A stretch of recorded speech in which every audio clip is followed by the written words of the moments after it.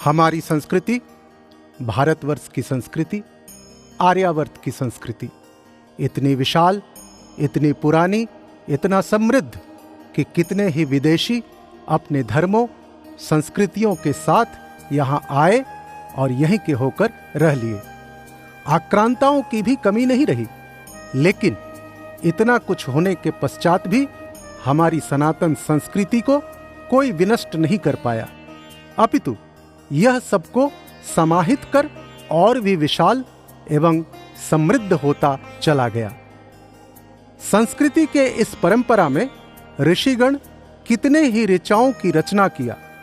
हमें परमात्मा से एवं स्वयं से साक्षात्कार कराने के लिए वेदों की रचना हुई। इन ऋचाओं, इन मंत्रों में इतनी शक्ति है कि नियम से इनके उच्चारण मात्र से बांस, मिट्टी, कपड़ा, खरपतवार, रंग इत्यादि से मानव निर्मित साधारण सी मूर्ति जगत जननी मां दुर्गा का रूप ले लेती है। इनमें प्राण प्रतिष्ठा हो जाता है। मुझे गर्व है कि मैं ऐसे ही सनातन संस्कृति का अंग हूं। मूर्तिकार अपने सधे और कुशल हाथों से मां दुर्गा के साथ साथ गणेश, लक्ष्मी, सरस्वती एवं कार्तिक को आकार देते हैं।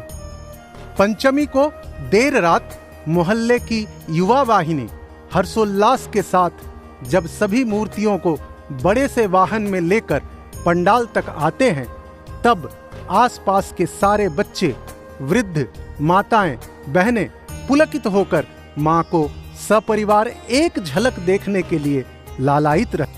षष्ठी का दिन आया, अर्थात प्रतीक्षा की घड़ी समाप्त। बेल भरनी से प्रारंभ हुआ मंत्रोच्चारण विजयादशमी तक हमारे कानों, मन, मस्तिष्क, हृदय में गूंजता रहेगा।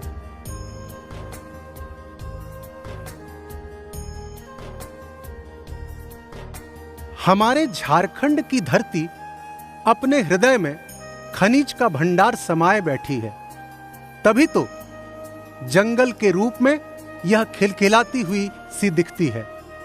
पहाड़, पठारों के सौंदर्य का क्या कहना, जैसे अपनी थाती को गर्व से सर ऊंचा किए दिखाती हो। भारत के जितने भी सनातन पर्व त्योहार हैं, उसका सार मूल रूप से यही है कि बुराई पर अच्छाई की जीत, अज्ञानता पर ज्ञान की जीत, अंधकार पर प्रकाश की जीत। और इस प्रकाश की जीत को चरितार्थ करते हुए जैसे आधुनिक युग की प्रकाश सज्जा भी एक पंडाल से दूसरे पंडाल, एक जगह से दूसरे जगह और भी आकर्षक, मोहक बनाने की होड़ सी लगी रहती है। सब कुछ हमारे अंदर ही तो समाहित है। हम ही तो उस परम सत्ता जगत जननी आदि शक्ति का अंश हैं। हमारे अंदर आसुरी शक्तियां भी विद्यमान रहती हैं। यह हम पर निर्भर करता है कि कैसे दुर्गा रूपी आदि शक्ति की आराधना कर अपने अंदर की दैवी शक्ति को जागृत करें और लोभ, काम, पाप, मोह, वासना रूपी महिषासुर को दलन करें। पंडाल में स्थापित मां दुर्गा की प्रतिमा प्रतीकात्मक रूप से हमारे अवचेतन को ही प्रतिबिंबित करता है। वैसे तो भारतवर्ष के कोने कोने में दुर्गा पूजा विभिन्न रूपों में मनाई जाती है। इन सभी का वर्णन एक वृत्त चित्र में करना असंभव ही है। अभी हम अपने प्यारे शहर धनबाद, जिसे देश की कोयला राजधानी भी कहते हैं, के बीचों बीच हाउसिंग कॉलोनी के दुर्गा पूजा की ही चर्चा करेंगे। यहाँ की दुर्गा पूजा 26 वर्षों से अनवरत निर्बाध रूप से हो रही है। पूजा प्रारंभ करने में स्वर्गीय जगदीश कुमार, DN सिन्हा एवं अन्य लोगों की महती भूमिका रही थी। कोरोना के दुष्प्रभाव के कारण 2 वर्षों तक बहुत ही सीमित व्यक्तियों एवं संसाधनों में पूजा करना पड़ा था, लेकिन माता की कृपा से हम उस समस्या से उबर पाए हैं। इस बार पंडाल भव्य रूप में दिखाई दे रहा है। यह चारों धामों में एक धाम उत्तराखंड में अवस्थित केदारनाथ मंदिर की अनुकृति है।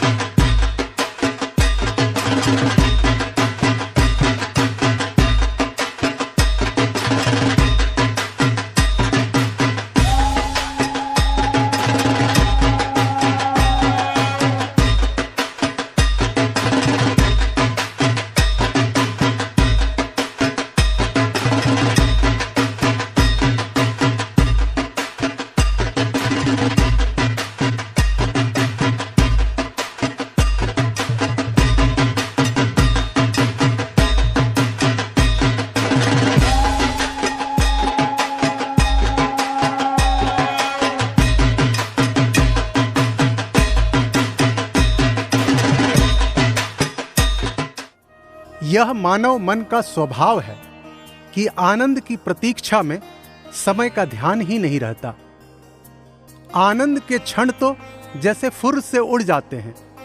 ठीक उसी प्रकार माता के आगमन की प्रतीक्षा तो हम लोग महीनों से करते हैं, किंतु विजयादशमी अर्थात माता की विदाई का दिन इतनी शीघ्रता से आता है कि कुछ अच्छा ही नहीं लगता।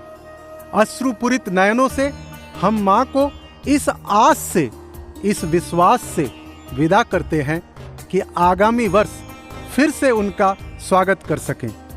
पूरे विश्व में शांति, सौहार्द, स्वास्थ्य, समृद्धि बनी रहे, इसी आस के साथ आप सभी को विजयादशमी की ढेर सारी शुभकामनाएं।